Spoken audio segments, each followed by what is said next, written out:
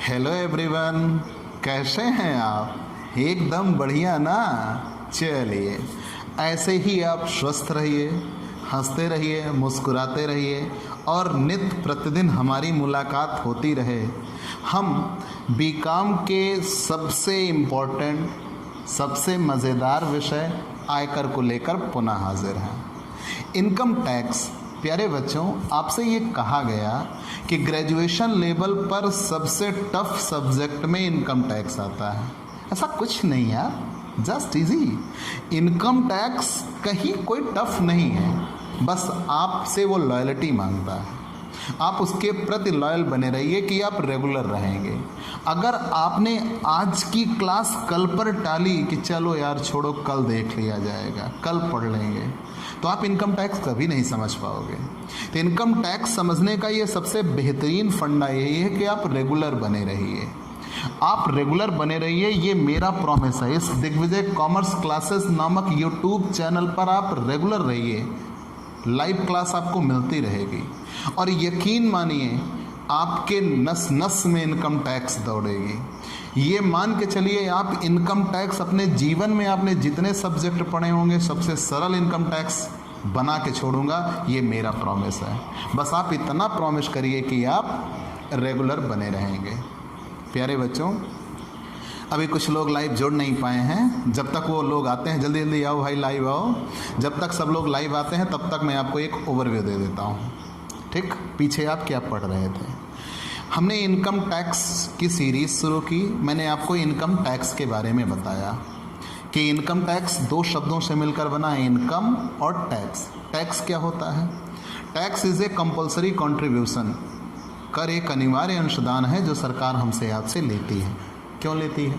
क्योंकि सरकार हमारे आपके ऊपर खर्च करती है। ना खर्च करे तो अगले दिन भैया सरकार नहीं रहेगी, क्योंकि सरकार की डेफिनेशन ही है डेमोक्रेसी की, to the people, by the people, for the people. तो अगर सरकार ने हमारे ऊपर खर्च किया तो हमारे पास खर्च करने के लिए, हमारे ऊपर खर्च करने के लिए उनके पास पैसे भी होने चाहिए। तो वो पैसा कमाने का एक ज़रिया लेके आई हैं इनकम टैक्स। मान लिया। फिर आगे ये बढ़े कि सरकार जब खर्च करती है, कहाँ कहाँ खर्च करती है? दो मदों पर खर्च करती है, विकास और सुरक्षा पर। सरकार अपनी कुल प्राप्ति का 30% फॉर डेवलपमेंट पर्पज़ लगाती है और 70% फॉर सेफ्टी पर्पज़ लगाती है। ठीक। कर कितने प्रकार के होंगे? तो कर दो प्रकार के होते हैं, एक डायरेक्ट टैक्स और एक इनडायरेक्ट टैक्स। जब जिस व्यक्ति के ऊपर कर लगे उसी को कर चुकाना पड़े, उसे प्रत्यक्ष कर कहते हैं। जिस व्यक्ति के ऊपर कर लगे उसकी ओर से कोई दूसरा व्यक्ति उस कर को चुका सकता हो, उसे अप्रत्यक्ष कर कहते हैं। मतलब जिसमें शिफ्टिंग की जा सके वो इनडायरेक्ट टैक्स होता है, और जिसमें शिफ्टिंग नहीं हो सकती वो डायरेक्ट टैक्स होता है। तो इनकम टैक्स एक डायरेक्ट टैक्स होता है, मतलब जिसके ऊपर लगता है उसको ही चुकाना होता है, उसकी ओर से कोई दूसरा व्यक्ति इसे चुका नहीं सकता। चलिए, मान लिया। फिर हम आगे बढ़े तो आगे बढ़ने पर हमें इनकम के बारे में बताया गया। तो इनकम में ये कहा गया था कि आय के रूप होते हैं और आय के लक्षण होते हैं। जैसे अब आप सोचिए, आपके रिलेटिव आए, आपको जाते समय कुछ विदाई वगैरह दी, मिलती है ना?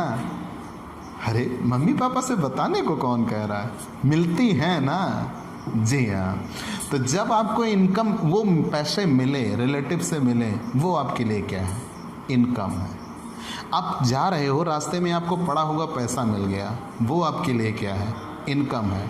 आप पढ़ लिख के काबिल बने, नौकरी की, आपको पैसे मिले सैलरी के रूप में, वो इनकम है।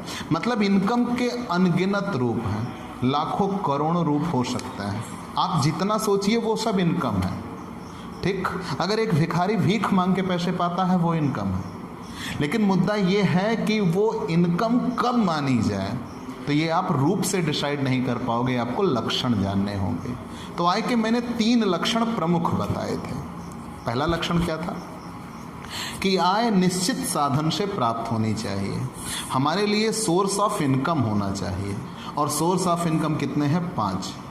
वेतन से आय, मकान संपत्ति से आय, व्यवसाय अथवा पेशे से आय, पूंजी लाभ और अन्य साधनों से आय। कोई भी व्यक्ति आय प्राप्त करे उसके लिए ये 5 सोर्स ही होंगे। 5 हेड ऑफ इनकम। ठीक, और ये इस पूरे किताब की धुरी हैं, 5 न्यूमेरिकल टॉपिक होंगे। आगे बढ़ गए, जब निश्चित साधन जान लिया तो ये कहा गया कि आय बाहर से प्राप्त होनी चाहिए। आपका ही पैसा आपको दिया तो क्या आपके लिए इनकम होगी? नहीं। अगर किसी दूसरे के जेब से निकाल के आपके हाथ में पैसे रख दूं तो वो आपके लिए इनकम बनती है। आय बचत आय नहीं होती। सेविंग क्या होती है? जैसे आपने पैसे कमाए, पैसे कमाने के बाद खर्च किया और खर्च कर लेने के बाद जो आपके पास बचा वो सेविंग है। Saving is not income. बचत आय नहीं होती है। ठीक, क्योंकि पहले इनकम होगी, फिर एक्सपेंस होगा, फिर सेविंग होगी। ये सब आप जान चुके थे। फिर हम इनकम टैक्स की कैरेक्टरिस्टिक्स पे आए कि आयकर एक प्रत्यक्ष कर होता है, क्योंकि जिसके ऊपर लगता है उसको ही चुकाना पड़ता है। आयकर एक वार्षिक कर होता है। वार्षिक कर क्यों होता है? क्योंकि जिस साल हम पैसा कमाते हैं, बेसिकली हम 1 अप्रैल से लेकर 31 मार्च तक पैसा कमाते हैं, क्योंकि इनकम टैक्स में फाइनेंशियल ईयर की बात की जाती है। तो 1 अप्रैल से 31 मार्च तक पैसा कमाते हैं। जब 31 मार्च बीत जाता है, अगला 1 अप्रैल शुरू हो जाता है, तो उस नेक्स्ट ईयर में हम जो बैक वाला ईयर होता है, पिछला ईयर, प्रीवियस ईयर, उसकी इनकम पर टैक्स देते हैं। तो इनकम टैक्स का रिलेशन कितने वर्षों से होता है? 2 वर्षों से।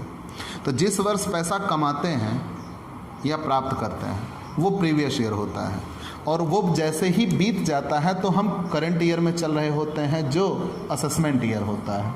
वही करंट ईयर असेसमेंट ईयर बनता है। तो इसीलिए चूंकि 1 वर्ष बीत जाने के बाद टैक्स दिया जाता है, इसीलिए इसको क्या कहा जाता है? एनुअल टैक्स कहा जाता है। और इनकम टैक्स किसके द्वारा चुकाया जाएगा? व्यक्ति द्वारा। मैंने बताया था इस पूरी दुनिया में 2 तरीके के व्यक्तियों की पहचान की गई, मेल एंड फीमेल। अकाउंट्स की दुनिया में अगर हम आए तो 3 तरीके से पहचान की गई, पर्सनल, रियल, नॉमिनल। लेकिन इनकम टैक्स की दुनिया में अगर हम व्यक्ति को पहचाने तो 8 मिलते हैं।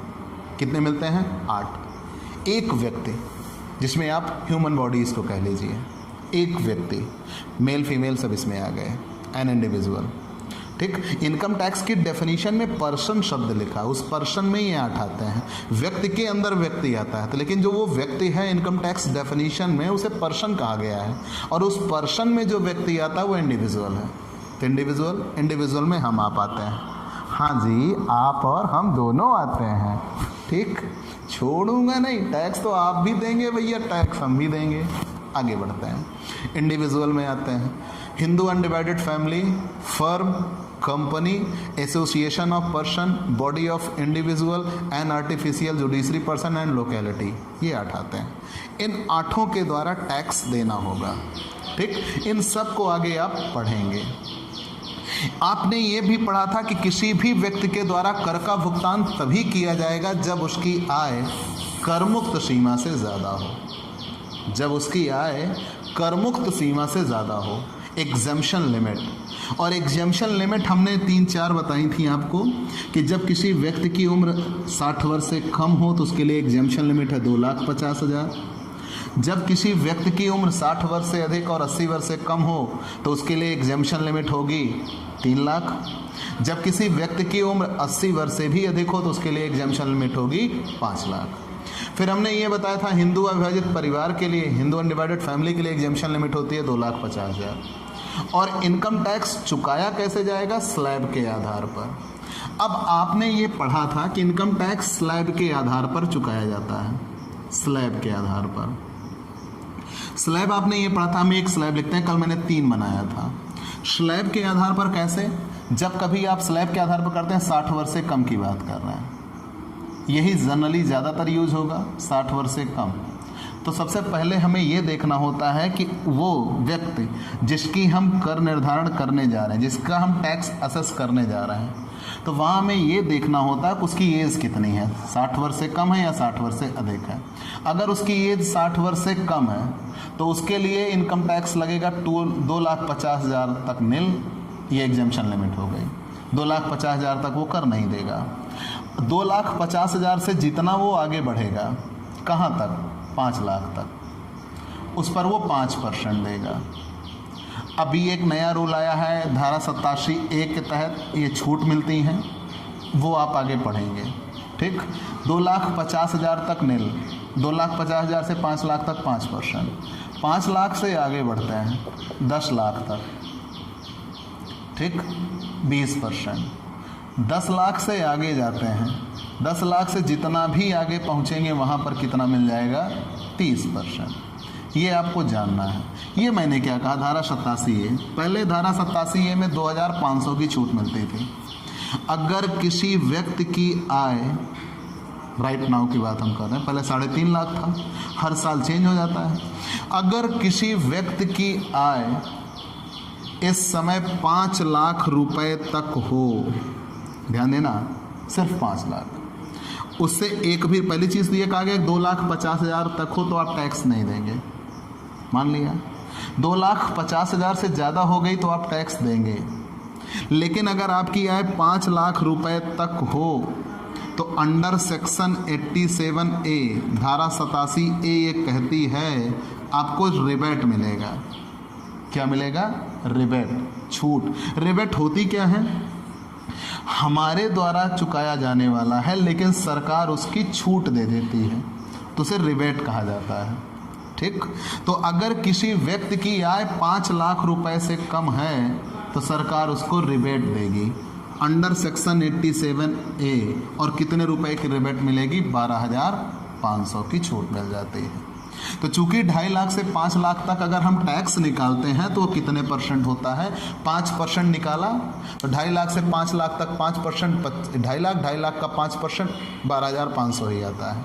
तो जनरली ये निकल के फिर से इतने पर अगर हम टैक्स निकाल भी देते हैं तो वो टैक्स 12,500 आता है और रिबेट के अंदर 12,500 घट जाता है। तो इसलिए हम कहते हैं 5 लाख तक की आय कर मुक्त होती है, ठीक।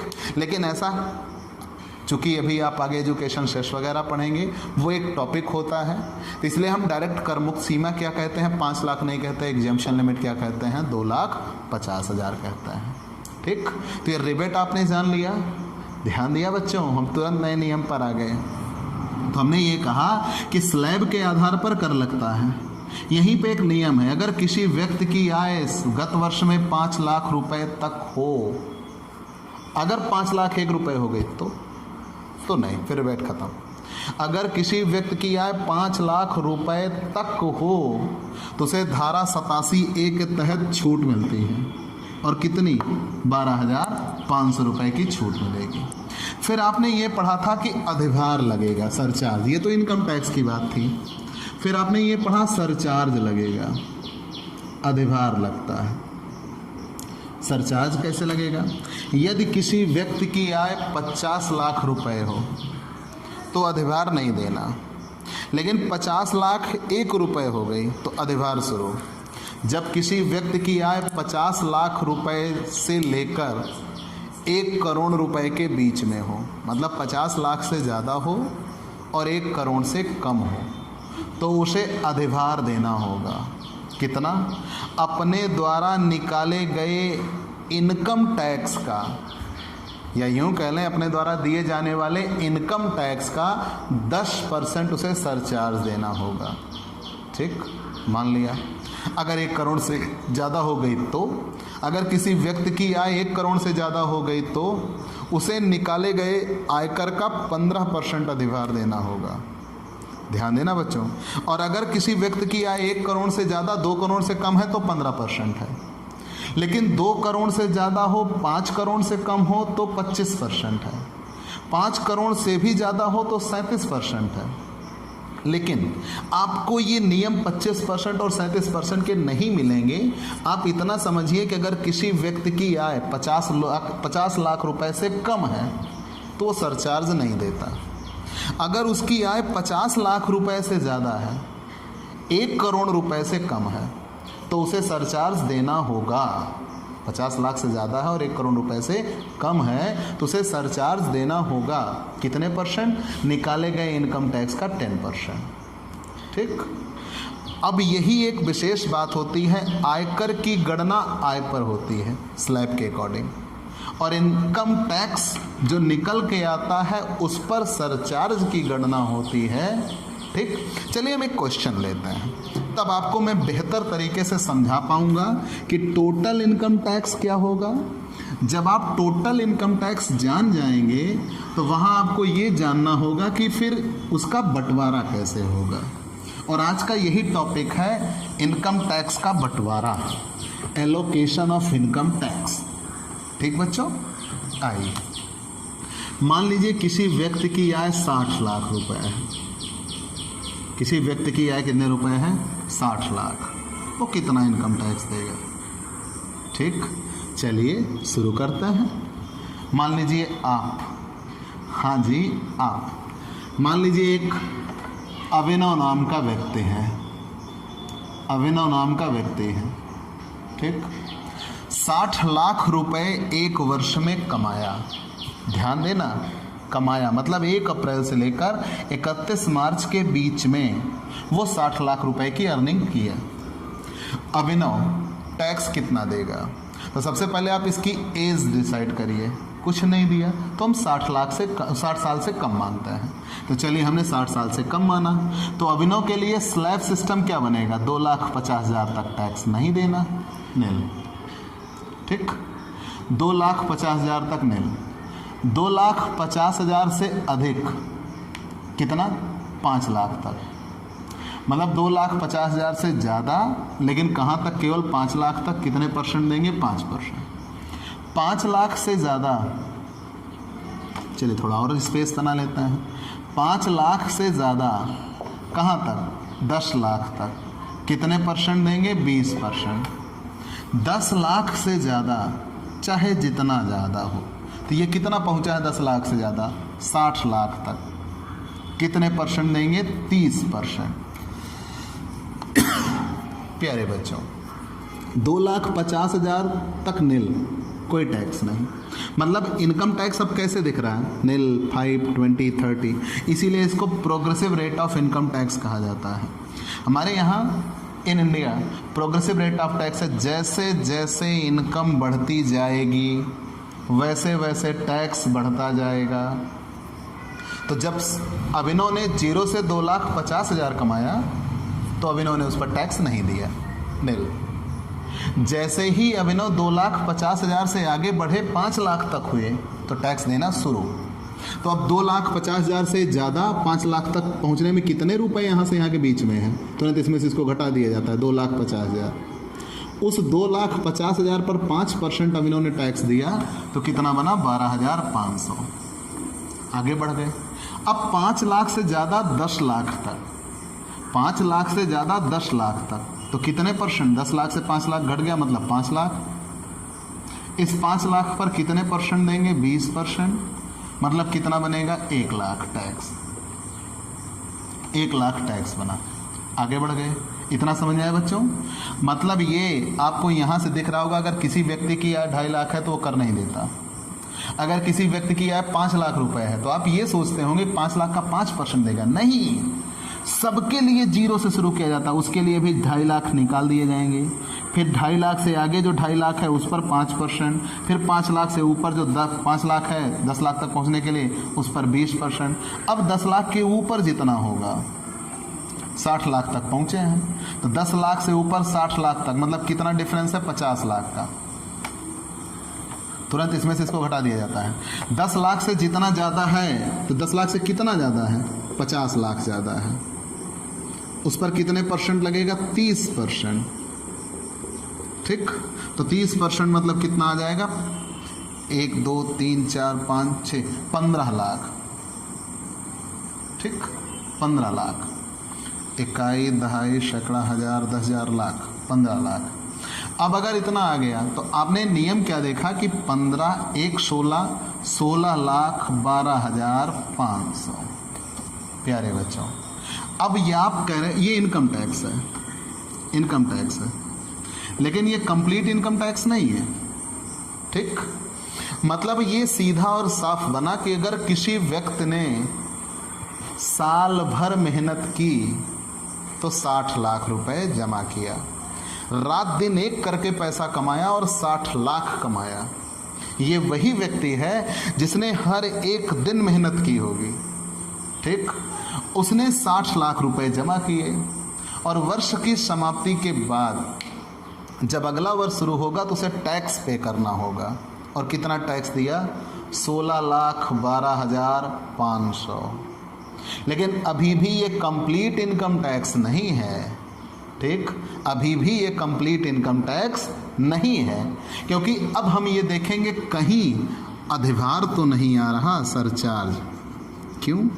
ऐसा क्यों? तो आपने ये कहा है कि जैसे जैसे इनकम बढ़ती जाएगी वैसे वैसे टैक्स बढ़ता जाएगा। तो बेसिक कॉन्सेप्ट ये बना कि अगर किसी व्यक्ति की आय मान लीजिए करोड़, 10 करोड़, 100, 200 करोड़ हो गई तो वो भी 30% पे रह गया। तो लेकिन जैसे जैसे उसकी आय बढ़ती जाएगी वैसे वैसे उसका सरचार्ज बढ़ता जाएगा, ठीक, प्रोग्रेसिव रेट ऑफ टैक्स है। तो अधिभार होता है। तो अधिभार है क्या? जब किसी व्यक्ति की आय 50 लाख रुपए से ज़्यादा हो, अगर 50 लाख से नीचे हो तो सरचार्ज नहीं होता, फिर ये नील हो जाता। मान लो यहाँ पे भी 40 लाख होता तो ये नील हो जाता, निकालते ही ना। लेकिन अब चूंकि ये 60 लाख है, मतलब 50 लाख से ज़्यादा है, तो अधिभार लगेगा। तो देखो इनकम टैक्स ही 60 लाख पर निकला, लेकिन अधिभार आय पर नहीं निकलता, इनकम टैक्स पर निकलता है। तो अगर किसी व्यक्ति की आय 50 लाख से ज़्यादा हो लेकिन 1 करोड़ रुपए से कम हो तो वो अपने द्वारा निकाले गए आयकर का 10% अधिभार देगा, 10 surcharge at the rate of 10% of income tax. तो इनकम टैक्स आया 16,12,500, तो इसका 10% हो जाएगा 1,61,250। इतना वो सरचार्ज देगा, ये भी इसमें जुड़ जाएगा, ठीक, ये भी इसमें जुड़ जाएगा। तो 16,12,500 तो 1,61,250, 0,5,7,3,7,17। अब ये बन गया 17,73,750, ठीक। अब उनका टोटल टैक्स अभी दिखता जान पड़ रहा है, इनकम टैक्स और सरचार्ज को शामिल करके 17,73,750। लेकिन प्यारे बच्चों अभी भी ये टोटल इनकम टैक्स नहीं है। अब हम इसमें एजुकेशन सेस जोड़ेंगे, एजुकेशन सेस जोड़ेंगे, वो भी कितना? At the rate of 4%। Education cess तो आपसे हमने बताया है कि जब कभी हम कर निकालें तो आयकर के बाद उस निकाले गए आयकर पर अधिभार, और जब अधिभार भी निकल जाएगा तो आयकर और अधिभार दोनों को जोड़कर जो निकल के आएगा उस पर शिक्षा उपकर लगाया जाएगा 4%। ये शिक्षा आदि के प्रोत्साहन पर सरकार के द्वारा किए जाने वाले अनिवार्य खर्च के लिए होगा, ठीक। हम शिक्षा उपकर निकाल लेंगे 4%। इनकम टैक्स और सरचार्ज दोनों की सम्मिलित राशि पर, इनकम टैक्स सरचार्ज दोनों की सम्मिलित राशि पर 4% आपको एजुकेशन सेस देना होगा। अब आप देखिए इनकम टैक्स निकला इनकम पर, सरचार्ज निकला इनकम टैक्स पर, और एजुकेशन सेस निकलेगा इनकम टैक्स और सरचार्ज दोनों के जोड़ पर। तो कितने रुपए आ जाएगा? ये 70,950, ठीक बच्चों। अब आपने ये दोनों जोड़ देना है। जब आप ये दोनों जोड़ देंगे तो ये निकल के आएगा 18,44,700। ये हो जाएगा आपका total tax payable, total tax payable. ये इनकम टैक्स का कैलकुलेशन है। लेकिन बच्चों आपने इनकम टैक्स निकालना सीख लिया, इनकम टैक्स मिल जाने के बाद क्या होगा? गवर्नमेंट उसे क्या करेगी? तो प्यारे बच्चों इसके लिए आपको जानना होगा इनकम टैक्स का बंटवारा। ध्यान से पढ़ना बच्चों। तो इनकम टैक्स एक केंद्रीय कर होता है। क्यों? क्योंकि इनकम टैक्स सेंट्रल गवर्नमेंट के द्वारा वसूल किया जाता है। अगर इनकम टैक्स को केंद्र सरकार वसूल करती है तो केंद्र सरकार वसूल करके क्या करेगी? तो ध्यान देना बच्चों, इनकम टैक्स का बंटवारा होगा। केंद्र सरकार वित्त आयोग की सिफारिश के आधार पर वसूले गए इनकम टैक्स को राज्य सरकार को बांट देती है। ध्यान देना, इनकम टैक्स का बंटवारा। तो इनकम टैक्स के बंटवारे पर आप इसका स्क्रीनशॉट ले लेना। इनकम टैक्स का बंटवारा आप पढ़ रहे हो, तो इनकम टैक्स के बंटवारे पे आपने ये पढ़ा कि वित्त आयोग की सिफारिश के आधार पर केंद्र सरकार राज्य सरकार को बांट देती है। तो आप ये जनरली पढ़ते हो कि इनकम टैक्स किसके द्वारा वसूल किया जाता है? केंद्र सरकार के द्वारा वसूल किया जाता है। तो चूंकि जो स्टेट गवर्नमेंट होती हैं वो सेंट्रल गवर्नमेंट पर डिपेंड होती हैं, तो सेंट्रल गवर्नमेंट स्टेट गवर्नमेंट को बांट देगी, मान लिया। लेकिन लगा कितना? तो जितना फाइनेंस कमीशन कहेगा, वित्त आयोग की सिफारिश के आधार पर केंद्र सरकार राज्य सरकार को बांट देती है। नियम यही है। अगर आप कहीं भी पढ़ोगे बच्चे तो इतना ही नियम लिखा होगा कि प्राप्त इनकम टैक्स को केंद्र सरकार वित्त आयोग की सिफारिश के आधार पर राज्य सरकार को बांट देती है। लेकिन हम इसे कुछ और डिस्क्राइब करना चाहेंगे। ठीक, आप दिग्विजय कॉमर्स क्लासेस पर जुड़े हो, आपको सबसे बेहतर बना के रखूंगा, ये मेरा प्रॉमिस होगा। तो जानिए कैसे। तो नियम ये बना कि जितना केंद्र सरकार ने इनकम टैक्स वसूला उसको सेंट्रल गवर्नमेंट स्टेट गवर्नमेंट को बांटेगी वित्त आयोग की सिफारिश के आधार पर, मान लिया। लेकिन केंद्र सरकार कभी भी व्यक्ति, हिंदू अविभाजित परिवार, फर्म, कंपनी, व्यक्तियों के संघ, व्यक्तियों के समूह, स्थानीय सत्ता, कृत्रिम न्यायिक संस्था, इन सब से टैक्स चार्ज करती है। लेकिन कंपनी करदाता से उसे जितना इनकम टैक्स मिलता है उसका वो बंटवारा नहीं करती, उसका वो बंटवारा करती नहीं, अपने पास रखती है। ध्यान देना, ऐसा क्यों? तो इनकम टैक्स जितना वो कंपनी से इनकम टैक्स पाएगी, सिर्फ कंपनी, व्यक्ति का नहीं, हिंदू अविभाजित परिवार का नहीं, फर्म का नहीं, केवल कंपनी करदाता से उसे जितना इनकम टैक्स मिलता है सेंट्रल गवर्नमेंट उसका बंटवारा नहीं करती। ठीक, क्यों नहीं करती? क्योंकि वो कहती है केंद्र सरकार वित्त आयोग की सिफारिश के आधार पर राज्य सरकार को बांट देगा। लेकिन इनकम टैक्स केंद्र सरकार कंपनी करदाता से मिलने वाले आयकर का बंटवारा नहीं करती। बाकी जो अन्य करदाता होंगे, जैसे व्यक्ति, हिंदू अविभाजित परिवार, फर्म, व्यक्तियों का संघ, व्यक्तियों का समूह, इनसे मिलने वाले आयकर का बंटवारा किया जाएगा। ठीक, और अधिभार और शिक्षा उपकर तो किसी भी करदाता से मिले, केंद्र सरकार उसका बंटवारा नहीं करती। ठीक, तो पूरा नियम तो यही है कि इनकम टैक्स सेंट्रल गवर्नमेंट वसूल करती है और वसूल करने के बाद वित्त आयोग की सिफारिश के आधार पर उसको राज्य सरकारों में बांट देती है, मान लिया। लेकिन अब मैंने आपको नियम ये बताया कि केंद्र सरकार कंपनी करदाता से मिलने वाले आयकर और किसी भी करदाता से मिलने वाले अधिभार और शिक्षा उपकर का बंटवारा नहीं करती। कैसे? आप ये जानिएगा। इनकम टैक्स पूरा कब होता है? एक तो इनकम टैक्स होता है, एक सरचार्ज होता है और एजुकेशन सेस होता है। ठीक, इन तीनों चीज़ों को मिलाकर बनता है। तो सबसे पहले एक इंडिविजुअल कर देगा, इंडिविजुअल, फर्म देगी, सॉरी पहले हिंदू अनडिवाइडेड फैमिली लिख लो, हिंदू अनडिवाइडेड फैमिली देगा, फर्म देगी, कंपनी देगी, एसोसिएशन ऑफ पर्सन देगा, बॉडी ऑफ इंडिविजुअल देगा, आर्टिफिशियल जुडिशरी पर्सन देगा, लोकेलिटी देगी। 1 2 3 4 5 6 7 8, इन 8 के द्वारा टैक्स चुकाया जाता है। ठीक, तो income tax, surcharge, education cess, ये तीनों चुकाते हैं, ये भी तीनों चुकाते हैं, ये भी तीनों चुकाते हैं, ये भी तीनों चुकाते हैं। जब ये सब इनकम टैक्स, अधिभार और शिक्षा उपकर मिलके देते हैं, अब इसी पैसे को, इनकम टैक्स को, तभी टोटल इनकम टैक्स होगा, केंद्र सरकार राज्य सरकार में बांटेगी। लेकिन मैंने आपको ये रूल कहा, केंद्र सरकार कंपनी करदाता से मिलने वाले आयकर का बंटवारा नहीं करती, तो बाकी इन सब से मिलने वाले इनकम टैक्स को बांट दिया जाएगा। तो आप ऐसे पढ़िएगा, व्यक्ति से, हिंदू अविभाजित परिवार से, फर्म से, व्यक्तियों के संघ, व्यक्तियों के समूह, कृत्रिम न्यायिक संस्था और स्थानीय सत्ता से जितना इनकम टैक्स मिलता है वो केंद्र सरकार राज्य सरकार को वित्त आयोग की सिफारिश के आधार पर बांट देती है। लेकिन कंपनी करदाता से जितना टैक्स मिलता है उसको नहीं बांटती, मान लिया। और किसी भी करदाता से मिलने वाले अधिभार को नहीं बांटती और शिक्षा उपकर का भी बंटवारा नहीं किया जाता। क्यों?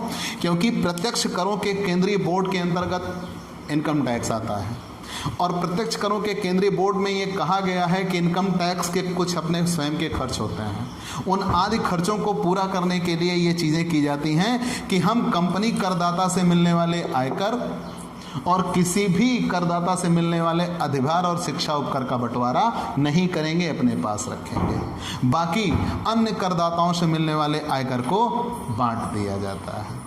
ठीक बच्चों, अब हम आपको बताना चाहेंगे आयकर लगाने का उद्देश्य क्या है।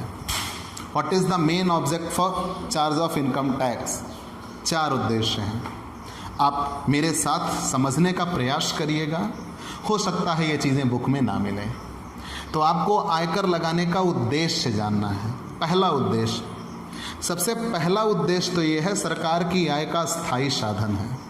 अगर गवर्नमेंट ने इनकम टैक्स चार्ज करने का विकल्प बनाया, सन 1857 में पहली बार अंग्रेज सरकार को हानि हुई थी भारतीयों से, जब मंगल पांडे की क्रांति हुई थी, तब उन्होंने उस नुकसान की भरपाई करने के लिए जेम्स विल्सन ने सबसे पहली बार इनकम टैक्स लगाया था 1860 में। तो जब 1860 में इनकम टैक्स लगाया गया तो उस रुक जा, वो हम आटा धनिया वही चींटी है वह। 1860 में जेम्स विल्सन द्वारा इनकम टैक्स पहली बार लगाया गया। जब पहली बार इनकम टैक्स लगाया गया तो उसके बाद से सरकार ने ये महसूस किया कि भाई ये तो एक ऐसा सोर्स है जिससे हमें हमेशा इनकम होगी, तो आज तक सरकार उसको छोड़ ही नहीं पाई। मतलब ये सरकार की आय कमाने का एक ऐसा जरिया बना जो कभी समाप्त नहीं होगा। जैसे जनरली हम सोचते हैं किसी घर में कोई एक व्यक्ति कमाने वाला हुआ, वो महीने 2 महीने, साल 2 साल, 10 साल, 20 साल कमाएगा, कभी तो बंद करेगा। लेकिन ये इनकम टैक्स के लिए एक ऐसा कमाऊ, इनकम टैक्स गवर्नमेंट के लिए एक ऐसा कमाऊ पूत निकल के आया, हम कह लें, कि जिससे इनकम टैक्स के ज़रिए से गवर्नमेंट को हमेशा इनकम होगी। सपोज करो अमीर लोग हैं, इनकम टैक्स मिल रहा है। अगर अमीर लोग चले गए, एग्जेम्पशन लिमिट को कम कर लेंगे, तो इनकम टैक्स तो मिलेगा ही मिलेगा। मतलब गवर्नमेंट को एक ऐसा जरिया मिला जिससे आज तक छोड़ नहीं पाई। तो सरकार की आय का एक स्थायी साधन है, फिक्स्ड रिसोर्स ऑफ इनकम। दूसरा आर्थिक विषमता को दूर करना। जब भी इनकम टैक्स चार्ज किया जाता है तो हमारे यहाँ इनकम टैक्स की जो दर है वो प्रोग्रेसिव है, progressive rate of income tax है। प्रोग्रेसिव होने का मतलब क्या है कि जैसे जैसे आय बढ़ती जाएगी वैसे वैसे कर बढ़ता जाएगा। ठीक, जैसे जैसे आय बढ़ती जाएगी वैसे वैसे कर बढ़ता जाएगा। इसका मतलब होता है कि अमीरों से ज़्यादा कर लिया जाएगा। जैसे मान लो अमीर और गरीब, अमीर से कर लिया जाएगा तो थोड़ा नीचे आएंगे, गरीब से कर नहीं लेना, और जब अमीर से कर लेंगे तो उसको गरीब के ऊपर लगाएंगे तो वो ऊपर बढ़ेगा। तो अमीरों से कर लेकर उसको गरीबों के विकास पे लगाया जाएगा तो अमीर और गरीब दोनों के बीच की खाई को पाटा जाएगा। इसीलिए कहा जाता है आर्थिक विषमता को दूर करना, चेंज ऑफ इकोनॉमिक डिसेबिलिटी। तीसरा, बचत को प्रोत्साहन। कैसे?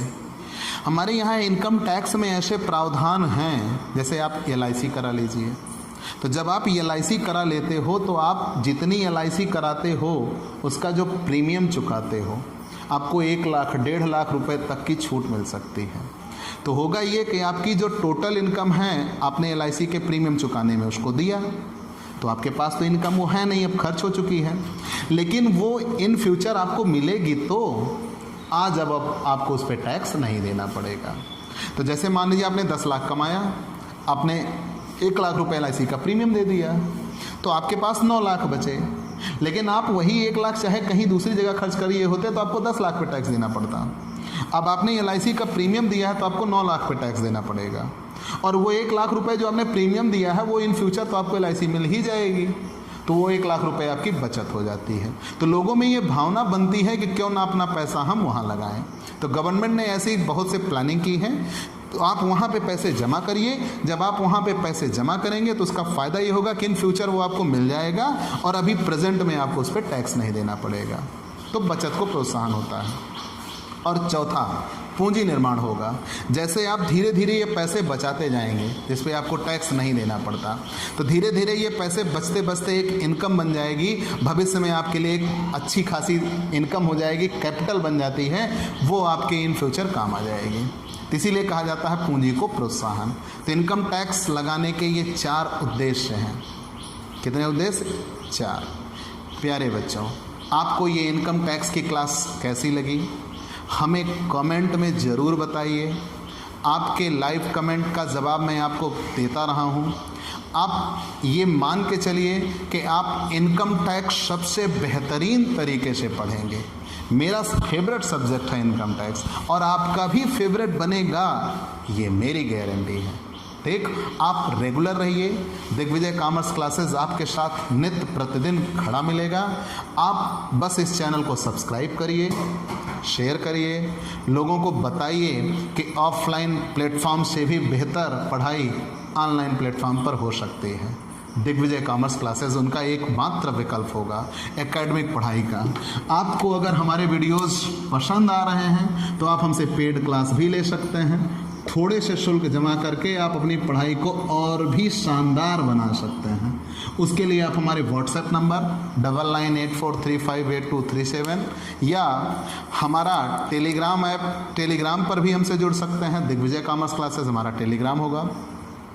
आप जिस भी सोर्स से चाहें, दिग्विजय कॉमर्स क्लासेस नामक फेसबुक पेज है, आप उस पर भी जुड़ सकते हैं।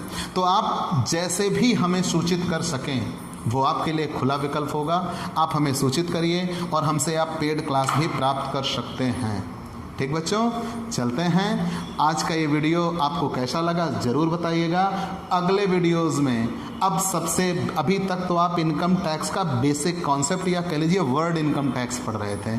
अब आपको इम्पोर्टेंट डेफिनीशन पढ़ना होगा और ये जो फर्स्ट लेसन होता है ये 20 नंबर में एग्ज़ाम में आता है। 20 नंबर में एग्ज़ाम में आता है, तो इसे ज़रूर पढ़िए और मन लगा के पढ़िएगा।